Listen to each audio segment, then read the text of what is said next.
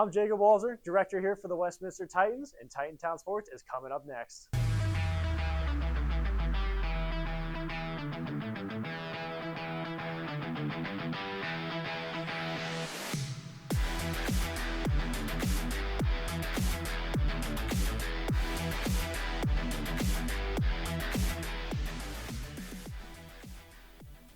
How's it going? And season's greetings. Thanksgiving in the past, Christmas is upon us. Titan Town Sports, episode 15. My name is Braylon Juzak. Alongside me, Ethan Kurtz. Ethan, how you doing today? I'm feeling very festive, Braylon. Snow is falling outside. We have our Christmas suits on. We've got a special surprise at the end of this episode, the last episode of Season 2. A whole lot to be excited for today. Let it snow in New Wilmington. Earlier, the Titans defeated the Mount St. Joseph, Ohio football team in the Extra Points Bowl at the NFL Hall of Fame in Canton, Ohio, with a score of 40-21. And here's Prime Cuts with RJ Scott and Peyton Mel.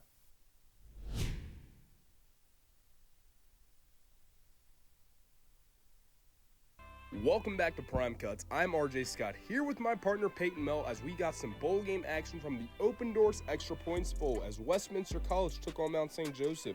The Titans came in looking to repeat last year's winning performance. Westminster struck first as Demir White broke loose on a 30-yard touchdown run, putting the Titans on the board early. Wonder why he got that PAC All-Selection. 5, one man to beat, stretches to the end zone, he's in! It's a touchdown for Demir White off the right side for a 30-yard score. And right after that score, the passing game opened up as Quentin Good dropped back out of the shotgun and hit Bright Cannon deep down the right side as Cannon hauled it in around the 37 for a 39-yard gain and a Westminster first down. The Titans stayed aggressive on the very next play as Good went down back to Cannon, this time deep left, and Cannon pulled another big one down the MSJ 4-yard line to keep the momentum rolling. The Westminster Titans kept their foot on the gas as Jackson Koval punched in a 2-yard touchdown to extend the lead. To the end zone, he pushes in, and it's a Titan touchdown! Touchdown, Titans! Jackson Koval will score from 3 yards out, and the Titans have taken a 13-0 lead. Later, Clayton Cannon powered his way in from the 1, stretching the Titans' advantage even further as the offense continued to control the game. Titan touchdown. Clayton Cannon Jr. with the touchdown, Titans, and Westminster now leads 20-0. Quentin Good would once again find Bright Cannon across the middle on a drag route, which Bright would almost take all the way, but he stopped near the goal line. And now I transition over to my partner Peyton Mel as he will give you guys the second half scoop. Late in the half, after Mount St. Joseph scored back-to-back touchdowns, the Titans answered. Clayton Cannon Jr. powered in a rushing score to halt the momentum. The 3, 2, 1, and he's in, a touchdown! Clayton Cannon Jr. with the touchdown, Titans! And Westminster quickly answers the score for Mount St. Joseph, and Westminster leads now 26-14. With under a minute to play before halftime, the Titans got the ball back and made it count. Good connected with the running back, Demir White, for a 56-yard touchdown. In the pocket, he's heaving down long over the middle, he's got a man! It's caught at the 20-yard line, to the 10, to the 5, it's Demir White! He does it right! It's a touchdown, Titans! Demir White will score in a deep toss over the middle, and Westminster just needs seconds to score. Early in the third, Mount St. Joseph tried to push the ball downfield, but defensive back Devin Mila shut it down with his second interception of the season. Schreiber, pressure coming, fires far side, it's intercepted! It's a Titan takeaway! Intercepted on the far side, it's Devin Mila with a pick. That turnover set up the knockout punch. Good found Christian Bailey in the end zone for another Titan touchdown. Still leading though, 33-14, good back to pass, looking, loading, long right side, man open, he's caught it, it's Bailey, 2-1 and he's in for a touchdown! Christian Bailey from Quentin Good, and the Titans add to the lead. The kid out of Hollywood Hills, Florida, marking Hollywood's burning right now. Westminster rolled to a 40-21 victory, winning the Extra Points Bowl for the second straight year. The Titans finished the season out at 8-3, led by an impressive senior class and supported by a talented young core that will continue to carry this program forward. And that's all we have for Prime Cuts. Sending it back to the studio.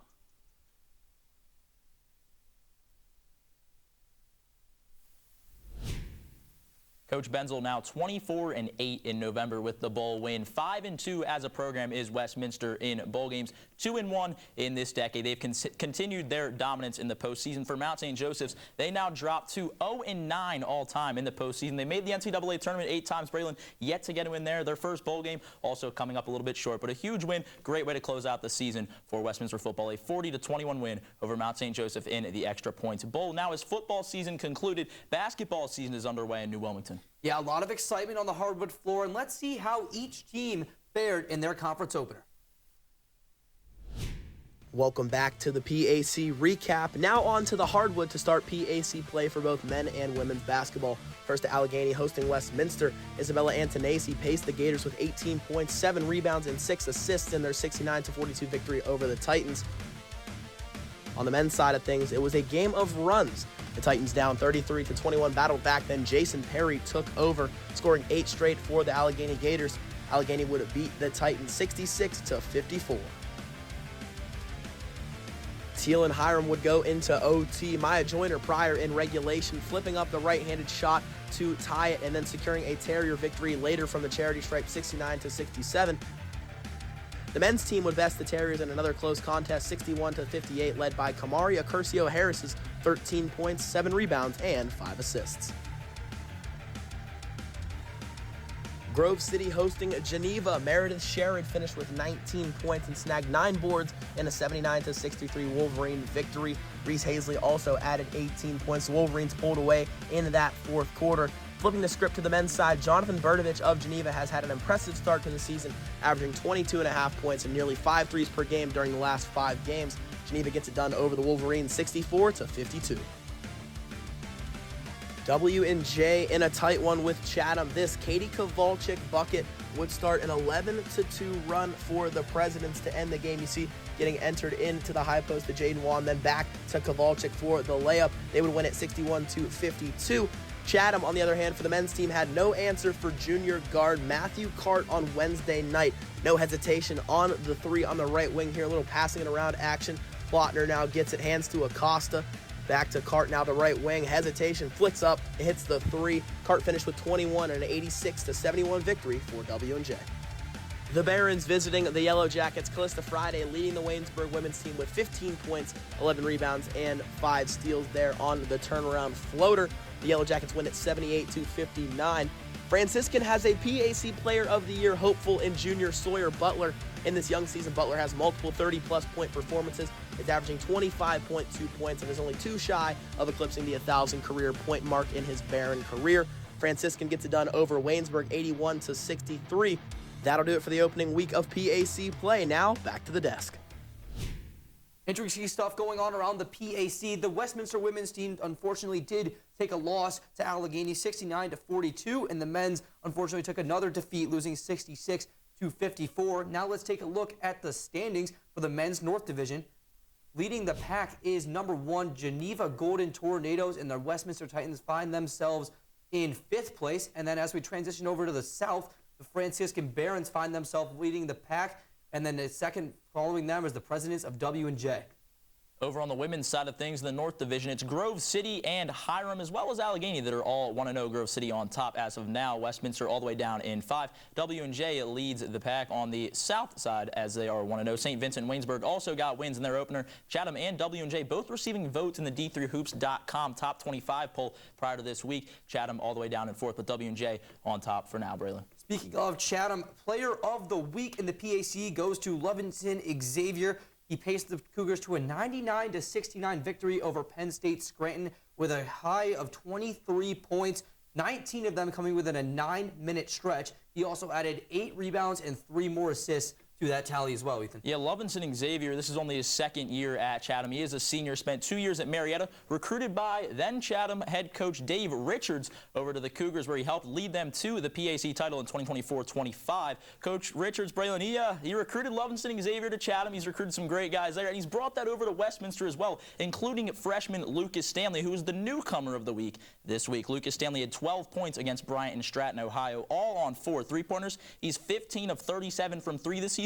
16 of 38 from the field. You notice anything there, Braylon? Just 1 shot that wasn't a 3. He did make it, but Lucas Stanley, he loves shooting from beyond the arc, and he's caught fire so far this season. Yeah, the freshman's got the hot hand early for the Titans. And on Saturday, you can catch more PAC action where Westminster will take on Teal. That will be live on Titan Radio and WCN. The women's game at 1 p.m., the men's game to follow at 3 p.m. And somebody that helped all of these broadcasts get put together and really make everything possible, that was Dr. David Barner, a guy that did so much for this program. Tom Rook got to sit down with Dr. Barner and hear about how he was able to build this program from the ground up. For decades, Dr. David L. Barner shaped the lives of students, faculty, and friends through broadcasting. Best known as Dr. B, he spent 43 years as the voice of Westminster College. He worked in commercial and educational broadcasting as a disc jockey, news anchor, football and basketball play-by-play announcer, account executive, program director, sales manager, and general manager. He served as the chair of the Westminster College School of Communication for 26 years. Also, Dr. B served as the director of broadcasting and called many Titan sports games throughout his career, including the 1993 NAIA Division II Football National Championship game in Portland, Oregon. After more than 4 decades in New Wilmington, Dr. B retired in 2024. He worked in all aspects of radio, television, and education at Westminster and set a standard that will influence generations to come. I had the pleasure of sitting down with Dr. B to hear how he first discovered Westminster College. To me, Westminster was Westminster, Maryland, because I grew up in central Pennsylvania. But I saw an ad for here, Westminster. They were looking for somebody to do radio, teach broadcasting. And I went to somebody else that I knew that was teaching broadcasting. I said, well, I don't have a doctorate. I only have a master's. And they told me that with a master's and my experience, they'd probably be interested in me. So I came here and I applied, and then I got the doctorate after I got here. But that's how it started. I liked the idea of working with students and having a radio station. Dr. B earned both his bachelor's and master's degrees from Shippensburg University prior to completing his doctorate in educational communications at the University of Pittsburgh. Focusing on television, the Westminster College Television Network has grown tremendously since Dr. B arrived at Westminster. He oversaw various television programs like The County Line and Coach's Corner. The Westminster cable station eventually became known as WCN, the Westminster College Network. It didn't have any television, really. Very minimal television. In fact, as our first TV studio, believe it or not, was down where the music department is. There's 2 little offices across from where the radio station used to be, and we had the TV studio in there, and we put a couple cameras in there and some lights, and that was our first TV studio. Everything in television used to be mechanical switches. You had buttons you pushed. Basically, that was it. And everything had to be changed from those to strictly digital, and I had to learn it. You know, I didn't know how to do it. I had to learn it. Now focusing on radio, Dr. B began as the faculty manager of the campus radio station, which was all student run at the time. In 1981, Dr. B's first year at Westminster, the station 88.9 FM changed its call letters to WWNW. Then in 1987, the station's studio facilities were switched to stereo. Dr. B helped improve the campus radio station 88.9 FM go from Hit Radio 89 to Titan Radio, and from 39 watts to its current 4,000 watts. Radio, when I started, was 39 watts. I barely got off campus. Now it's 4,000 watts, and it gets out pretty well. It's a much higher location. You know, the big transition, both in radio and in television, was the conversion to digital. In radio, you played records, or you played actual CDs. You didn't have any computers, right? And the transition to computers was a challenge. Having served as the voice of Westminster College for decades, Dr. B shared what the title has meant to him. It's an honor, really. I mean, I didn't request that. I didn't request that. It just kind of happened because I recorded so many things. And fortunately, my mother gave me a good voice because she gave me no athletic talent at all. So she gave me a decent voice, and that came in handy. As a former broadcasting professor, Dr. B shared his approach to learning the craft. Broadcasting is not something you learn from a textbook. Broadcasting is something you learn by doing. On behalf of everyone at Titan Radio and WCN, I would like to give a huge thank you to Dr. Barner for his tremendous contributions and remarkable influence at Westminster College. For Titan Town Sports, I'm Tom Rook. Dr. B, one of the most recognizable voices you'll hear around campus here at Westminster and in New Wilmington in general. Definitely thankful I got to take that BC 101 course with him before retirement. Yeah, Braylon, that was a special class. Not only did I have a lot of friends, such as yourself in that class, but doing it with Dr. Barner made it so much more special and to really learn so much from him. Now, as we transition back into Titan athletics, this Friday, the indoor track and field team will kick off their season at the Youngstown State Icebreaker. Yeah, head coach Tim McNeil is very happy with dual sport athletes. Mentioned that a lot in this upcoming segment. He also says that he's really excited with all the new recruits he's bringing in. There's been a youth movement, he says, that he's very, very excited about in this new segment with indoor track and field by Austin Downs. As the snow begins to fall here at Westminster, the women's and men's indoor track and field team sprints inside. As they prepare for the upcoming season with their first meet on Friday, Coach Tim McNeil and the rest of the team are excited for the new season to kick off. This upcoming season is, in a sense, and it's always funny when I talk about this, we have two different groups, right? We have a men's group and we have a women's group. And so they're two somewhat unique teams in a sense. The men's team is up and coming.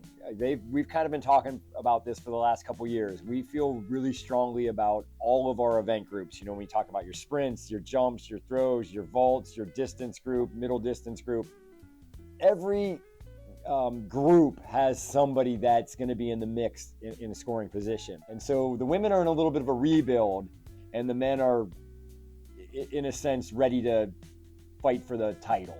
Coach has a bit of a different mindset when it comes to giving the team a message for the season. I don't have a strong message until I know what my message is, and we kind of let the season start playing out.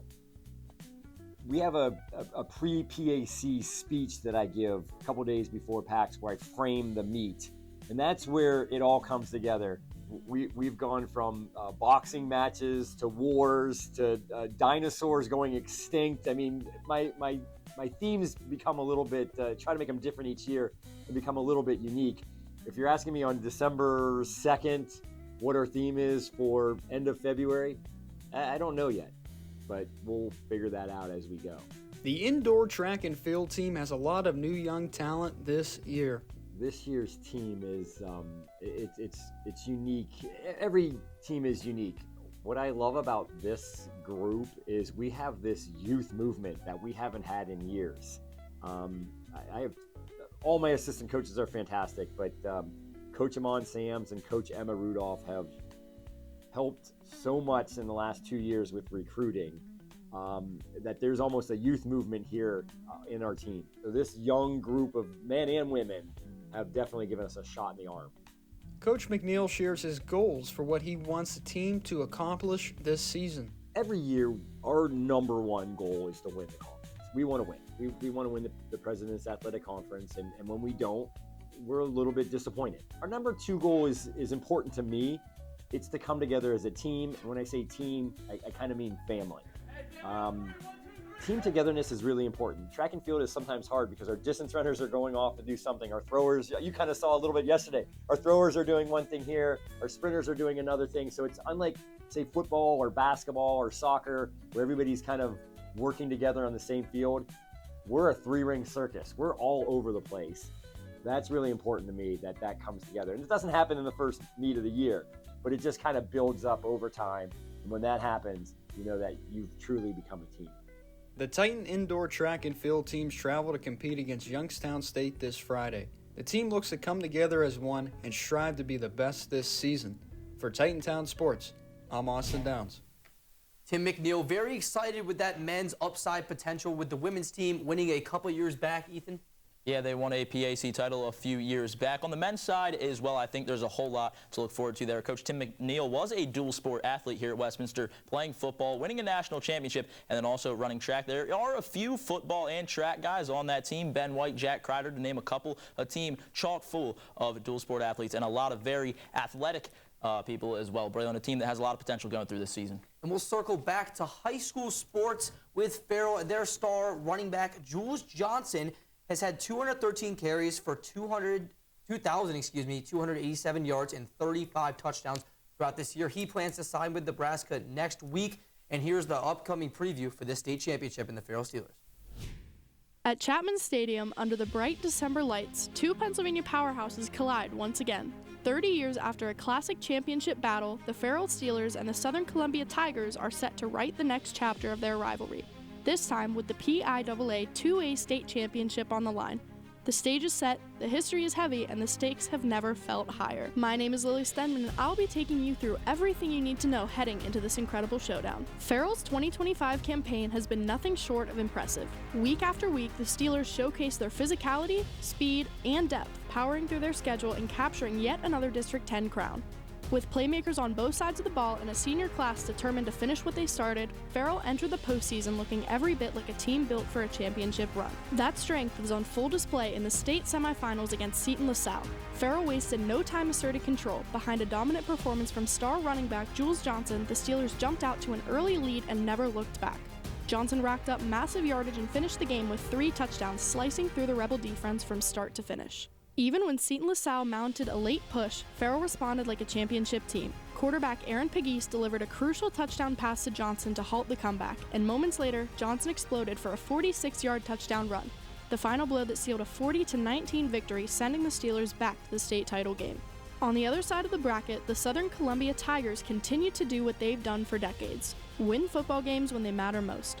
The Tigers put together another strong season in 2025, powered by a disciplined defense, efficient offense, and the steady guidance of legendary head coach Jim Roth, who for 41 years has built one of the most consistent dynasties in Pennsylvania high school football. Southern Columbia battled through a competitive schedule and once again found themselves deep in the postseason, proving that tradition and toughness remain at the core of their program. In the state semifinal, Southern Columbia faced Lansdale Catholic, and the Tigers' championship DNA showed immediately. After a tight first half, Southern Columbia began to separate, controlling the line of scrimmage and wearing down the Crusaders on both sides of the ball. Big defensive stops and key offensive drives pushed the Tigers ahead, and by the fourth quarter they had taken full command. When the final whistle was blown, Southern Columbia walked away with a convincing 24-7 victory, punching their ticket back to the PIAA 2A state championship and setting the stage for a powerful rematch 3 decades in the making. And now, all roads lead back to where this story first began. These two programs haven't met on this stage since the mid-1990s, when Farrell captured back-to-back state titles by defeating Southern Columbia 6-0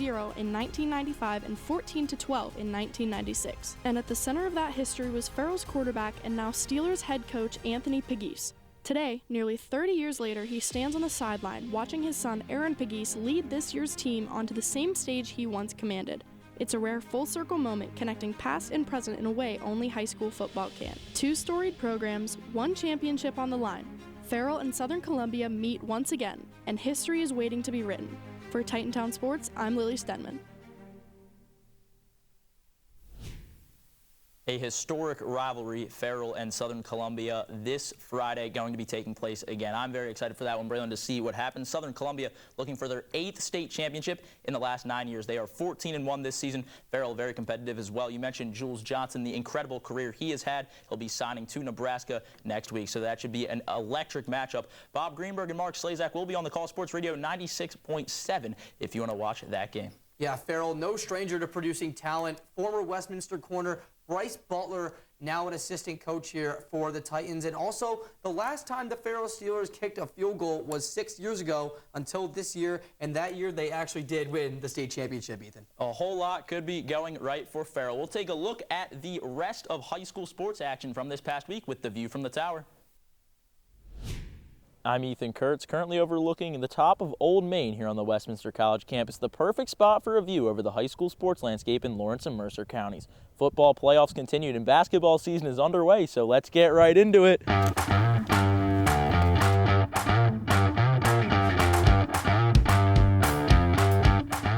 Beginning with the state playoffs for football, Clairton handled D10's Greenville in the snow with ease, beating the Trojans 57-0 to head to the PIAA 1A championship against defending champs Bishop Guilfoyle.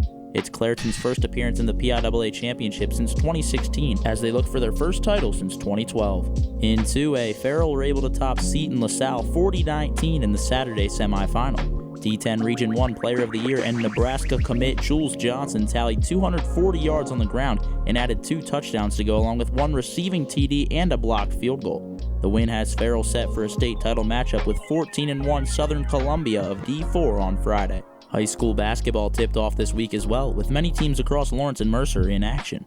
Reynolds girls won their opener, rallying to beat Jamestown 52-48 on Monday. Harmony Merchant scored 14 and Hannah Recker added 10 in the Raiders' triumph. Staying in Mercer County, Mercer girls lost in their opener to Grove City 52-34 on Saturday, but grabbed the win Monday against Montetot by a score of 49-37. Anna Allen dropped 11 points and Jenna Gunther tallied 10 in the win. Wilmington girls topped Cochranton 54-34 in their Monday opener, putting coach Mike Jekovich at 193 career wins. Reese Bruckner put up 17 points and Maya Jekovich added 13 of her own. Sharon girls fell to Fairview 66-17. Nyona Amos nearly had a double-double for the Tigers, scoring 9 points to go along with 10 rebounds. Union girls defeated Hickory 43-31 on Tuesday. The Hornets had a different outcome in their boys game, beating the Scotties 55-26, paced by Kyler Sleevan's 17 points and 2 three-pointers. That's all for sports in Titantown right now. I'm Ethan Kurtz, and that's the view from the tower. Now back to the desk on Titantown Sports. A lot of interesting stuff going on around the high school area, high school sports. Definitely some interesting stuff there, Ethan. Yeah, absolutely, Braylon. Brody Bishop of Hickory, didn't get to mention him in the view from the tower, but 100 wins that he just got on the wrestling mat for Hickory, just the 18th Hornet to join the 100 club. Yeah, let's head on over into our favorite Titantown trivia. This week's question, Braylon, prior to Emily Ackerman, who was the women's basketball all-time leading scorer here at Westminster? We've got A, Camden Hergenrother, B, Desiree Sterling, C, Robin Thayer, or D, Beth Natal. I happen to know a little bit about this subject, Ethan, so I think I'm going to go with B, Desiree Sterling. What do you think? I was thinking the same, actually. I know Camden Hergenrother played a little more recently. I'm not thinking it was Camden Hergenrother. I know Natalie Murillo, I believe, is the all-time leading scorer. Now, she's not an option. I'm going to go with Desiree Sterling. Let's see if that is correct, and it was B, Desiree Sterling. I did have the chance to take a deeper dive into her fantastic Westminster Titan career. A bunch of really just a straight-up baller for the Titans, and here's Mural Minute. How's it going, Titantown sports fans, and welcome back to Mural Minute. This week, we have Westminster women's basketball legend, Desiree Sterling. As a Titan, Sterling was named a two-time All-PAC first-team selection. She was also on the second team twice, and then as a freshman, she was named the PAC Freshman of the Year. Sterling was always a scorer. She set the career scoring record that currently stands second, and she also holds the best record for three-point shooting percentage. That's why, in 2015, she was inducted into the Hall of Fame. Desiree still played under head coach Roseanne Scott. She was a key member of the 2004-05 team that won the PAC championship and received Westminster's first ever berth to the NCAA basketball tournament. And as a senior, she did the same exact thing in 06-07. Championships, records, and just pure buckets. Desiree Sterling definitely cemented herself as one of the best women's basketball players in Westminster history. A basketball legend in Desiree Sterling. She actually was named on the D3Hoops.com All Great Lakes Region first team following her senior season. She's also third all-time in career scoring average with 13.4 points per game and in single season scoring with 433 points in 1 year. She also started a nonprofit called Becoming Families in Virginia. So definitely a bunch of interesting stuff about Desiree Sterling, Ethan. Absolutely, and nonprofits, I think, especially get a lot of attention around the holiday season. A great time to donate. I know Mercer County Food Bank still always holding their Thanksgiving and then eventually into Christmas drives as well, so check that out, mercercountyfoodbank.org. Brethren, but speaking of Christmas and giving, we were gifted something pretty special, I have to say. I mean, of course we were. I mean, something's definitely wrapped right in front of us, so. Yes, it is. But we've been waiting all episode, we have we, been. Ethan? Why don't we take off the wrapping paper?